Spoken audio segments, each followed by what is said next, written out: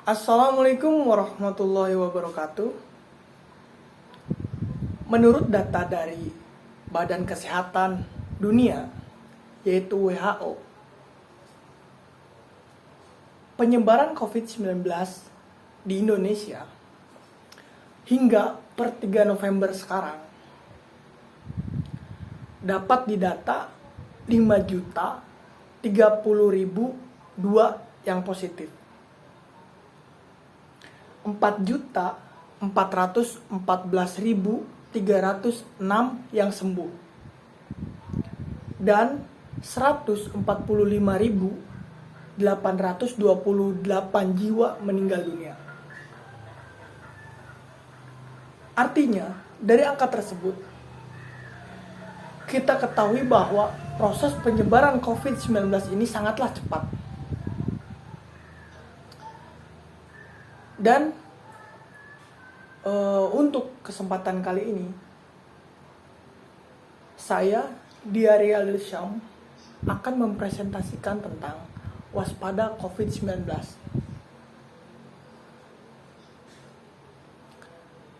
Bapak-bapak dan ibu sekalian, pertama-tama marilah kita panjatkan puji syukur kepada kehadiran Tuhan Yang Maha Kuasa. Atas berkat dan karunia-Nya, kita dapat berkumpul di ruangan ini dalam rangka mahasiswa peduli. Bapak-bapak dan ibu-ibu sekalian yang saya hormati, saat ini sedang marak-maraknya COVID-19. Mengenai salah satu penyakit ini, banyak dari kita yang tidak begitu paham apa itu tentang COVID-19, bagaimana dampak jika terkenanya, bagaimana proses penyebarannya, bagaimana cara penanganannya.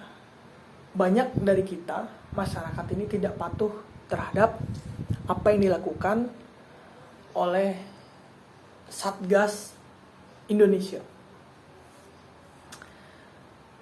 Untuk itu, kedepannya saya akan mempresentasikan tentang bagaimana dan apa itu COVID-19. Yang pertama, COVID-19 yaitu sebuah nama baru. Sebenarnya sebelumnya sudah ada yang namanya itu virus SARA, tapi sekarang namanya COVID-19. Dikarenakan bagian ini pertama dilaporkan proses penyebaran itu terjadi di Cina, kota Wuhan, dan teridentifikasi pertama di Indonesia yaitu di Depok, Jawa Barat.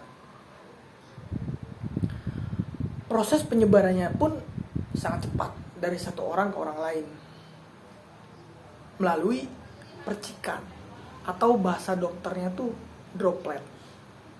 Nah, droplet ini sering kita hirup karena disebabkan oleh batuk atau bersin.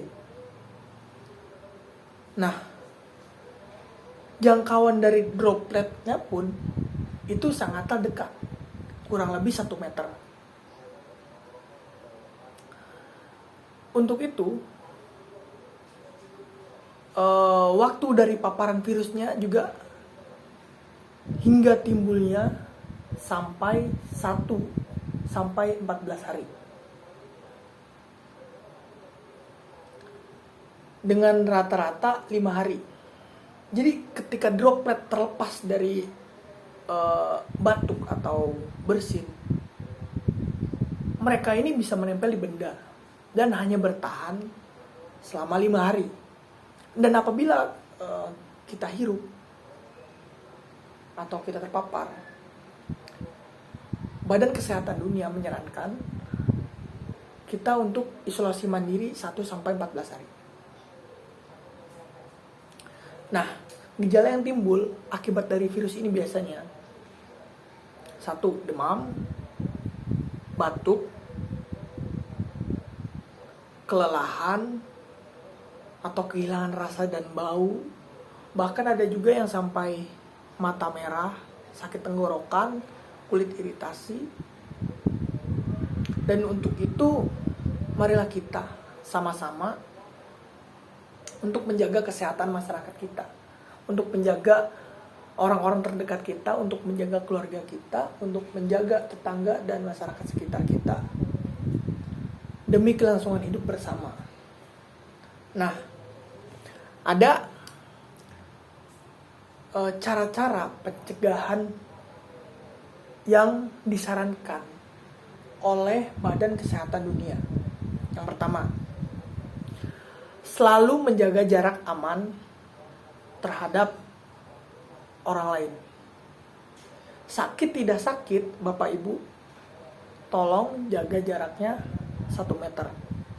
Karena apa? Proses penyebaran virus ini kita tidak tahu. Walaupun Anda tidak sakit, walaupun Bapak Ibu tidak sakit, tetap saja virus itu bisa menempel di benda. Nah, maka dari itu, dengan peluang besarnya untuk terkena dampak dari virus tersebut, lebih baik kita menjaga jarak antar sesama. Bisa dipahami, Bu? Yang kedua, selalu kenakan masker di area publik. Kenapa? Sakit tidak sakit pun harus.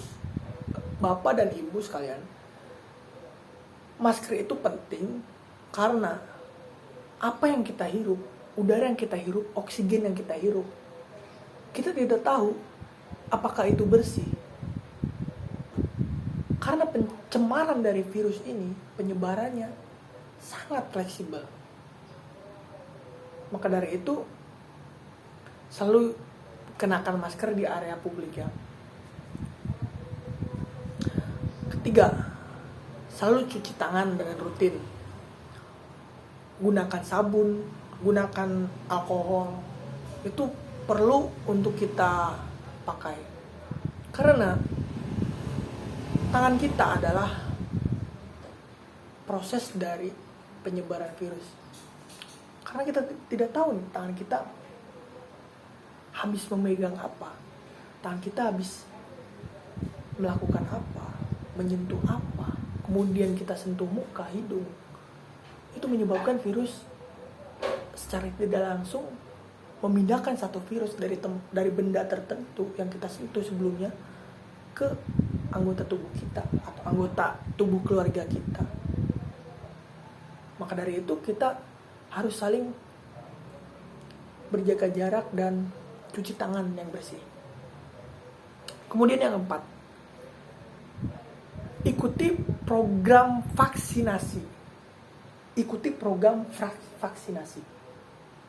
Banyak dari kita, apa sih vaksinasi itu? Buat apa sih? Gejalanya juga banyak, malah menimbulkan demam, lapar, efek dari vaksinasi itu. No, bukan gitu.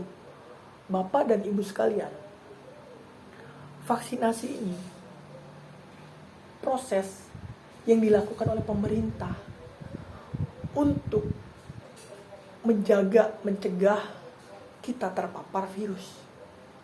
Karena pemerintah tahu kita tidak selamanya di dalam ruangan, kita tidak selamanya di dalam rumah. Kita harus bekerja, kita harus memenuhi kebutuhan keluarga kita, dan apapun itu keperluan. Kita harus melakukan mobilisasi tiap hari. Seperti Bapak ketika berjalan ke sawah, Ibu belanja ke pasar. Proses vaksinasi itu untuk mencegah hal-hal terpapar yang kita tidak dapat kontrol. Maka dari itu, timbulkan kesadaran untuk sama-sama bahwa vaksinasi itu baik untuk pelindungan diri kita dari COVID-19 ini. Nah, yang kelima, Bapak dan Ibu sekalian,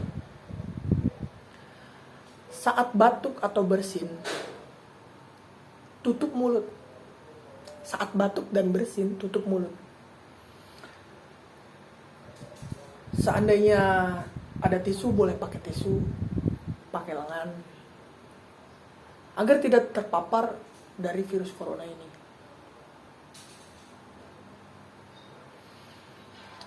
Nah, seandainya kita tidak menutup,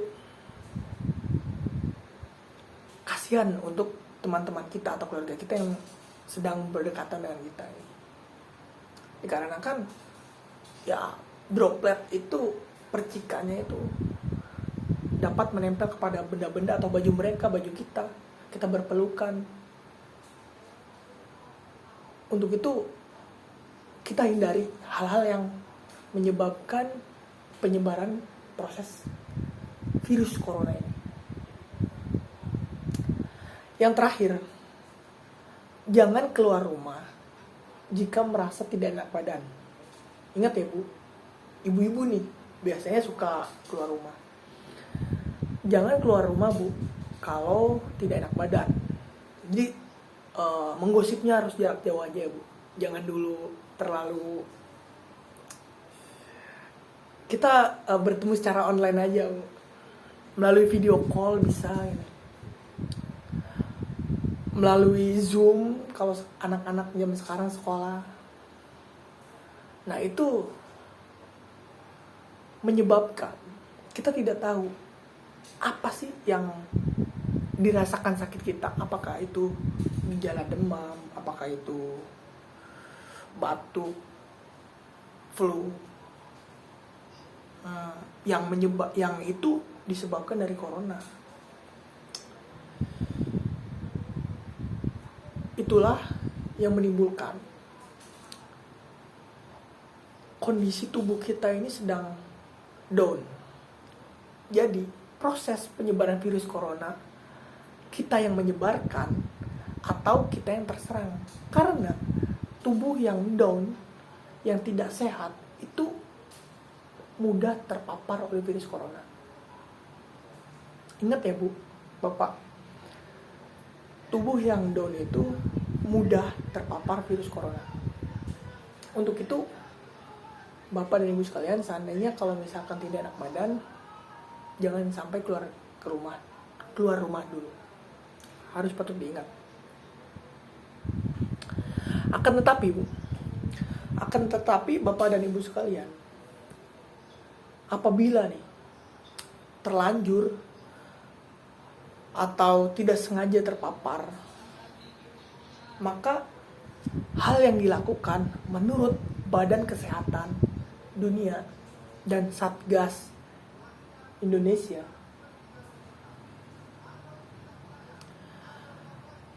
yang pertama, menghubungi penyedia layanan kesehatan. Hubungi puskesmas terdekat, dokter, atau nomor-nomor yang tertera dari apa yang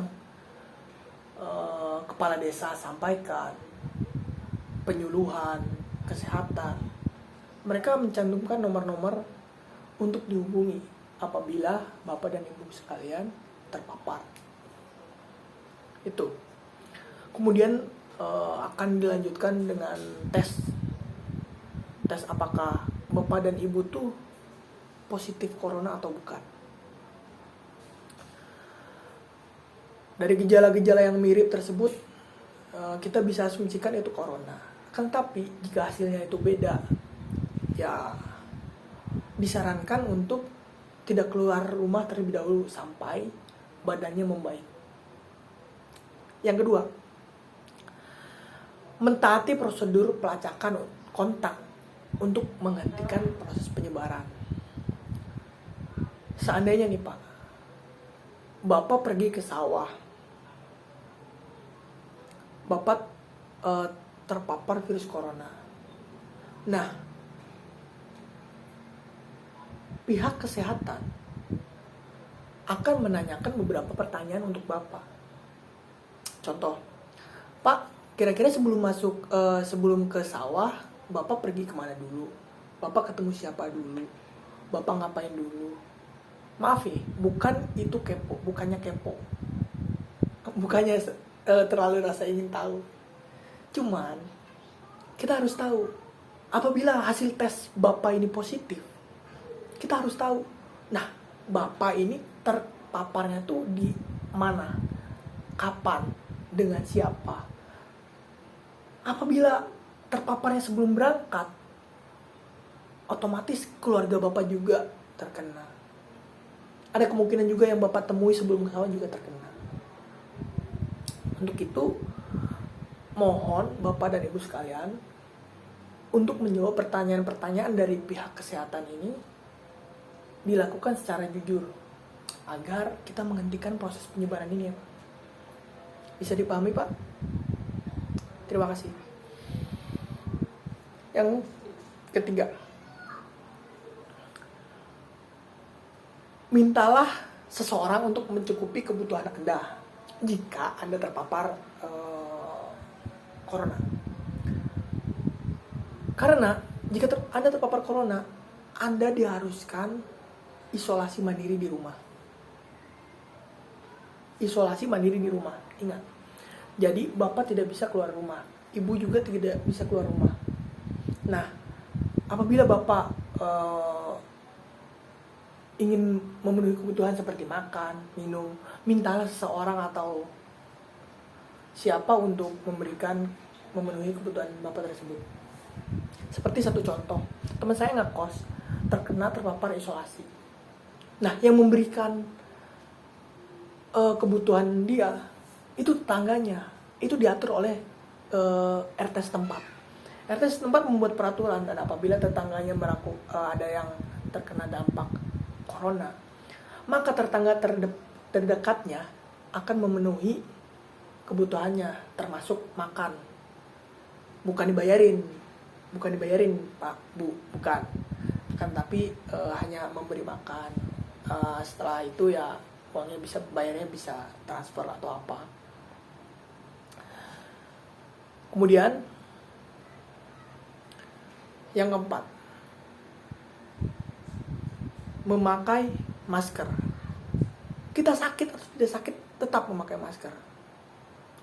Kita terpapar harus memakai masker. Karena seperti yang sebelumnya disampaikan, penyebaran ini sangat tidak bisa diprediksi kapan kita terkenanya. Kita menyebarkan atau kita terpapar, kita tidak tahu. Maka dari itu, pakai masker.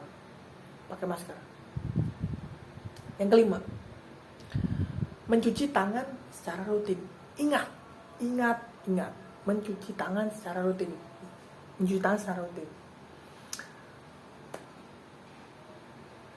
Karena tangan kita ini, Pak Bu, kita tidak tahu. Kita mau makan, kita tidak tahu kita sudah bersih atau belum. Jadi untuk itu, cuci tangan dengan sabun, air, lalu pakai hand sanitizer. Ya Bu, Pak. Kemudian yang keenam, menggunakan ruangan yang terpisah. Jadi apabila Bapak dan Ibu sekalian terkena atau terpapar corona, Bapak bisa menggunakan ruangan terpisah. Karena apabila tercampur dengan anggota keluarga kita yang lain, mereka juga ada kemungkinan terpapar. Untuk penyebaran corona ini, maka dari itu diperlukannya ruangan khusus untuk masalah isolasi mandiri. Kemudian yang ketujuh, memastikan ventilasi ruangan. Nah, ventilasi ruangan, ventilasi kamar, itu harus kita pastikan. Jangan sampai ruangan kita nggak ada ventilasi sama sekali, membuat udara itu tidak bersirkulasi. Udara yang dari luar terjebak di dalam, tidak keluar lagi, itu menimbulkan banyak penyakit. Maka dari itu, pastikan ruangannya berventilasi. Yang ke-8, mengamati diri Anda sendiri. Apakah saya ini udah sehat? Apakah saya ini merasa sulit bernafas? Atau pusing? Atau sakit kepala? Merasakan nyeri di dada? Selalu dirasakan apa yang kita rasakan ketika menjalani proses isolasi mandiri. Misalnya pusing, terus sakit kepala, mual-mual, gatal, atau sulit bernafas semacamnya. Nah, ketika Anda merasakan hal-hal tersebut, segera berinteraksi dengan pihak kesehatan. Jelaskan perkembangannya bagaimana, ininya bagaimana. Jelaskan ke pihak kesehatan, Pak, Bu, maaf saya waktu maghrib saya merasakan sulit bernafas dan semacamnya. Nah, untuk itu Bapak dan Ibu sekalian, berdasarkan uraian saya, kita harus menjaga diri dari penyebaran ini. Kita harus mencegah dari penyebaran virus corona ini. Kita harus menghentikan dari penyebaran virus corona ini. Semoga apa yang saya sampaikan bukan hanya Bapak dan Ibu pahami, akan tetapi bermanfaat bagi kita semua. Karena menurut Steve Jobs, saat kamu masuk ruang operasi, kamu akan sadar bahwa kesehatan itu sangat berharga. Untuk itu, marilah kita jaga kesehatan bersama-sama. Marilah kita menjalankan protokol kesehatan di setiap kegiatan yang dilakukan. Sama-sama saling jaga diri dan orang-orang sekitar. Nah, satu lagi Bapak Ibu sekalian. Berdasarkan hasil presentase, setelah memahami presentasi yang saya sampaikan, dari 100% hanya 20% yang melakukan apa yang saya sampaikan. Hanya 20%. Dan sisanya 80% cuma memahami dan tidak melakukan apa yang seharusnya dilakukan. Untuk itu, saya harap Bapak dan Ibu sekalian termasuk yang 20% yang saya katakan tadi. Nah, terima kasih atas perhatian semuanya. Semoga bermanfaat untuk kita semua. Mohon maaf apabila ada kesalahan. Terima kasih sudah menghadiri acara ini dari awal sampai akhir. Semoga Bapak dan Ibu sekalian mendapatkan apa yang menjadi pentingnya waspada COVID-19. Saya Diare Dosyam. Saya pamit undur diri. Wassalamualaikum warahmatullahi wabarakatuh.